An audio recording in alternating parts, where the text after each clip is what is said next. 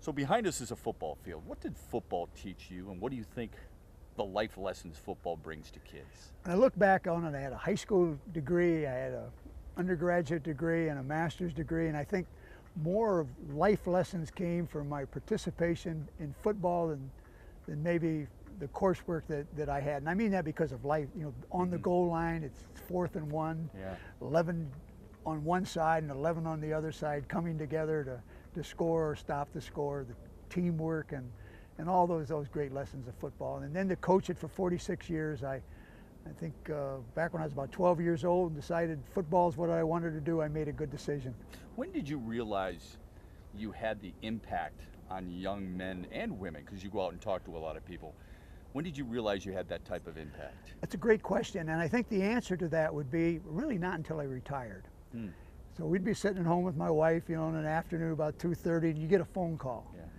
And you may forget the games and the wins and the losses, but you never forget the players. And as soon as he would mention his name, you had an image of a youngster. You might remember the number, or you might remember something about him. And then he would say this. He'd say, "Coach, do you remember back when I was a sophomore and I was struggling? I had problems with the university and academics. Maybe I had some things going on at home, and we walked down the hall and you looked at me and you said something. And it made a difference in my life. And here I am now with a wife and a family, and I'm doing very well in the workplace, and I want to thank you." Now, I can't remember that moment in the hallway, and I can't remember exactly what I said unless he will refresh my memory, but you realize then the impact that you have on the young men and young women that you're involved with in the program. Is there a common theme that you've had as a coach that you tell just about every position group, every team, every community, wherever you may be? Is there a theme for Jack Harbaugh? It all took place here at Michigan in the 7 years we were here with Bo, from 1973 to 1979. Every single day I was here, the theme was the team, the team, the team. And then he would talk about no coach, no player, no one is more important than this team and how they perform. And that became the mantra of my coaching career, was the team. And the other thing we stumbled on as a young guy growing up in a little town of Crestline, Ohio, Sandlot. You've seen that movie? Oh, my goodness. Movie, Is it the best movie you've ever awesome. seen? I love it, yeah. And we were the Sandlot. We'd at 8 o'clock in the morning and play something, and then go for lunch, come back, dark, and kick the can because you can't see the ball anymore. But we had a group of about 9, 10, 11, 12 of us that would get together every day. At the end of the day, we'd look at each other and we'd say, "Who's got it better than us?" And then a group would say, "Nobody." And so as a coach, then it carried on with teams and with our own family. You'd be around the dinner table, and we had 2 nickels not to rub up against 2 other nickels, but you'd say, "Who's got it better than us?" Nobody. And if you say it enough, you actually believe it. Right. And it becomes part of your personality. Is that part of what sports teaches kids, do you think? Not just the physical, not being out there and playing and running and jumping and being teammates, but being mentally strong too? I think it does. And something else we've kind of stumbled on in our lifetime is, and then with this program, this YIP program, this Youth Impact Program, I truly believe that there's no one out there that can believe in themselves until they find someone that believes in them. And someone that refreshes them and reinforces them. And we would hope that it would be dad, mom in the normal family, but that doesn't always happen. So now we have to go to the next level. Is there an elementary teacher that believes in them? If not there, then it moves on. But at some point in time, when they reach the 6th, 7th, and 8th grade, hopefully they found that one person, a coach, a teacher, in the clergy, something where someone believes in them. Then I think they have a chance to move on and be successful. The Youth Impact Program, there's a lot of programs out there. This is unique. How so? In my career, we've worked hundreds and hundreds of camps where youngsters would come in for a day or 2 days or a week. I've never been associated with anything that I believe can impact those youngsters and give them something to believe in more than this Youth Impact Program here that the University of Michigan is running. Why so? Because it has so many elements to it. It's not just football. Right. not just rolling out a ball, and it's not great football instruction, how to throw the ball, how to catch the ball. These are life-changing types of experiences. In the morning, for the entire morning, it's strictly academics. Reading, writing, math, science. Some of the finest teachers in this part of the state, they come from the Detroit, the inner city of Detroit teachers that work with these youngsters every day. And then you have our football players, sophomore football players. Rashawn Gary and his class come out in the afternoon, and they teach football along with our assistant coaches. And then the element that changes it all are the Marines. Oh, the Marines are The here. Marines are here, 6 of them, in camouflage and you know, the stealth youngsters that very seldom ever smile.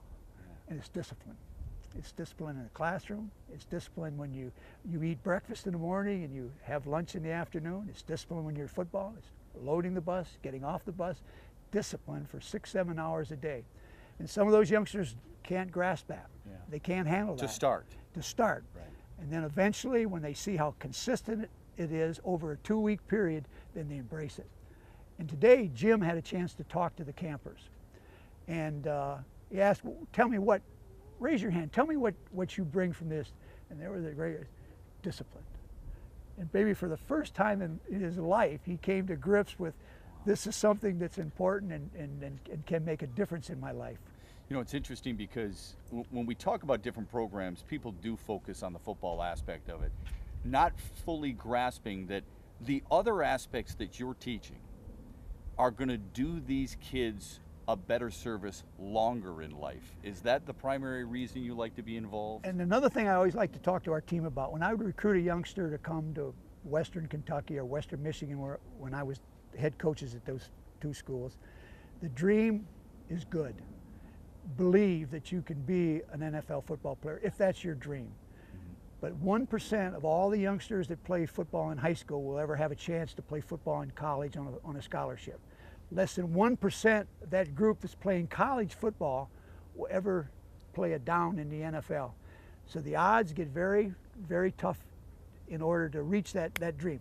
Believe in it, but understand the insurance policy. The only true insurance policy you have is that one in your pocket that says that you've received a degree from a university. You and I were talking earlier about the impact of the program, not just as we watch these kids grow throughout the 2-week period, but actually their class scores, their scores in the math and the reading. How has that impacted you? Well, I never was exposed to that before. And 3 years ago when we started the program, it was kind of interesting. The buses went to Detroit and Jim was on the bus. He rode in with the bus and he had a chance to interact with the campers coming in, and that was a tremendous experience. They got off the bus, first time I'd ever seen anything like this. Well, once they got off the bus, the first thing they did was tested them in reading and writing and math and science, and came up with scores. 2 weeks later, they retested them. And the interesting thing is the improvement, the dramatic improvement that was made in those numbers. And I think one group in those 3 years improved almost 72% over a 2-week period. And it was not just because they took an interest in it. Yeah. These teachers and these Marines were sitting in the back saying, you in the first row, you'll straighten up, pay attention, give her your attention, look her in the eye. Yeah. That discipline that came from that. So that impacted me tremendously. Lifelong lessons. And what's interesting too is it doesn't just impact coaches and the participants. The Marines actually want to help improve the program, don't they? What a great point. Some of these Marines have been here all 3 years. They volunteer for this. They come because they want to come. And that sun in the afternoon here in July, I mean, it can get warm. Especially in fatigues. And we as coaches or teachers, we understand, you know, you're every day you go home, you're totally exhausted. I mean, from not just the physical, but the mental part of it, and being consistent. And these young men, some of them have been in the Marine Corps 10 years, 15 years, come back here to be a part of the program. And I talked to one of the Marines yesterday, and he said, you know what, these kids get a lot out of it, but I want you to know I get as much out of it as they do. It's very gratifying. You've known Ricky Ellenson, who started this program for a long time. Jim's known him for a long time as well. He won 3 Super Bowls. He was a 10-year veteran. Why doesn't it surprise you that he captained this whole thing? I think he has a passion for not just the football. He has a a big, big picture of what he sees for this program. And I think the one thing that I gleaned from him in visiting with him, he understands that when these youngsters reach the 6th grade, the 7th grade, and the 8th grade, if we don't find a way to get them interested in the academics through the game of football, we'll never be able to do it again. I think it's very, very tough to do it in high school. Yeah. And he's come to that and started this program back at Stanford when Jim was coaching there. The two of them had this vision and started at Stanford. Now I think there's 5 or 6 schools around the country that are doing it. But you know, I just go off track here a little bit. Ricky Ellison and I go back to about 1977. He was playing linebacker at Southern Cal, and University of Michigan played in the Rose Bowl. Yeah. You remember the famous play in that game? No, the I fumble? don't. The fumble. Well, I thought that was Jerry Meter who recovered that. He did. That's exactly who he recovered. Good enough. Yeah, that was Charles White. That was a phantom touchdown, is what I'm talking about. That was a phantom touchdown. The fumble happened around the 2-yard line. Jerry Meter jumped on it. They signaled touchdown. Am I wrong there? That's exactly what happened. But you would have a hard time convincing Ricky Ellison that's what he was up talking to the campers about it, and he did admit that it was a phantom. But he said, and he looked over to me like I had something to do with it. He said, "Well, if he'd have scored any kind of touchdown, you might have beaten us." And I'm not sure that we did that day. So he had the last word. It's amazing how football can bring people together, and it's amazing how sports in general can. But when you work at a youth impact program like this, everything else goes aside, and the betterment for what is best for the kids takes priority. Do you get that same sense in coaching and players that guys will just say, you know what, I don't care where you played or when you played, if you beat me or not, the bottom line is we're coming together for the common cause. And I think that's the team that Bo echoed so much. It just isn't football and winning games. It has to do with how you live your life. You know, waking up in the morning with that enthusiasm unknown to mankind. I'm going to make this day better than yesterday, and I'm going to make tomorrow better today. And it isn't just athletics or football, and it's life. I want to be better at life. How have you noticed that it's impacted young 20-year-olds, teenagers? You mentioned Rashawn Gary and other players, sophomores who are out there helping with Michigan. I bet you it brings them a pretty good perspective. Have you talked to them about that? No question. And we have youngsters that in their sophomore year, they're a part of the program, and it's mandated and mandatory that they be a part of the program. But then we have juniors that come back, take time out of their day, like 2 or 3 hours the afternoon, to come here for no other purpose than to be a part of the program. They want more of it. They want more of it. They feel that satisfaction. And so many of them might have walked in the same shoes, experienced the same thing as these youngsters, may not have found that person that believed in them until they were maybe at that age or a little older, and they want to be that person that changes that life and gives them something to believe in. It impacts you, doesn't it? It does. I go home at night, and the first thing I want to do is talk to my wife about it. I want to tell her about some of these youngsters that we touched, and some of the stories that you see, and how it's making a difference. Is that it, Marty? I got a few questions. Okay. Let's see. I don't think we discussed too much about maybe more of the specifics, or do you know the specifics, like how it started, the program? Yeah, maybe go with the history of it. A little bit, yeah. Could you go into that? Okay. Let me see how. So we talked about Ricky Ellison starting it. Oh, yeah. I don't know. That might put Jack in a difficult. Yeah. Okay. Let's see. How old are these kids? Where do they come from? Okay. Okay. All right. Are we targeting a specific demographic child? What age and where are they from?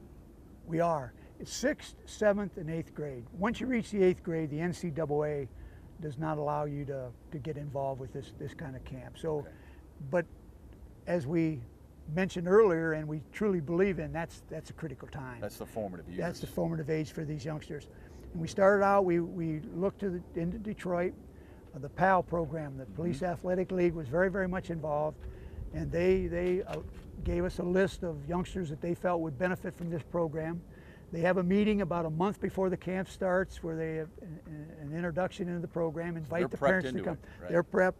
They sign a contract that this is what they want. Parents understand, this is what it's going to be. There will be the discipline, there will be the academics and the athletics, and they are in agreement of the program. Then there's buses, 2 buses that swing by and pick them up at locations in Detroit and bus them across the southwest part of the state. It's a field trip, sort of it is, Jim. Southeast Yeah. part of the state Yeah. to come. Yeah. And Jim made a great point today, is they interact with each other on the bus. Yeah, yeah. And they talk and Yeah. they get to know each other That's a little good point. bit. Yeah. And the other thing they do here that's really good, they bring youngsters back from last year. Oh, okay. that Why is were- that? Because they have gone through the program, and on those bus rides, they can kind of fill them in on what's going on. Now, here's what's going to happen. And the kids who are going for the first time actually see the results, And don't they do. And There's a change in some of these children. And the thing we don't do in our youngsters today, in my judgment, we don't develop leaders.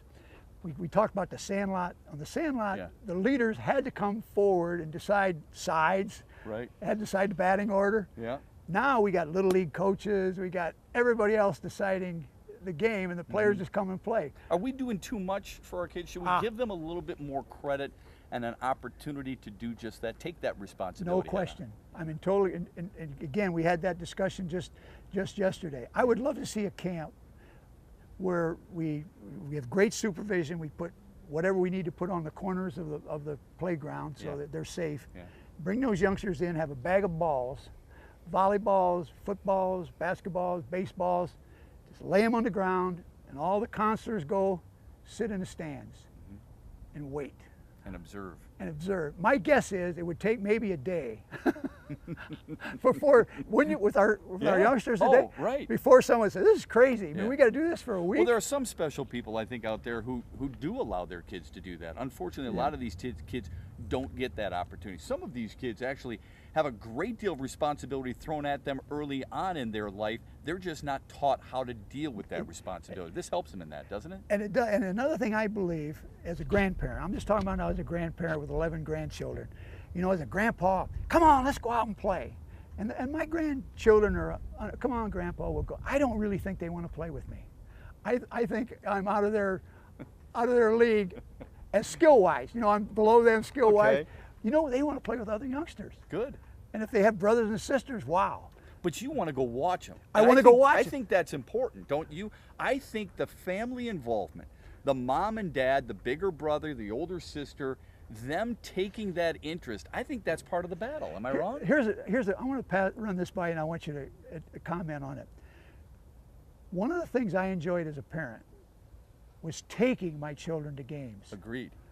The ride to the game. They're in the back seat. They're in They the don't back know seat. you're listening. No, You're you not turn listening to the You radio. turn the radio off. We didn't have the phones and all that Right. stuff, and you just listen. Right on. That's You exactly just what listen, I do. Yeah. and you picked up things, and then every once in a while, because the story with the Harbaugh thing is, attack the day with an enthusiasm unknown to mankind. Well, they'd be riding the back seat, they'd be pounding around that. Gentlemen, attack this day with an enthusiasm unknown to mankind. And they look at me like I had 2 heads. But now, that's what they talk. John talks to the Ravens about. Sure. Jim talks to the Wolverines about. Enthusiasm unknown to mankind. And that So they message were then li- gets passed down, doesn't it? And it had nothing to do with playing. It No, I had to know. do with the ride to the game. Yeah. Had to do with living. Exactly.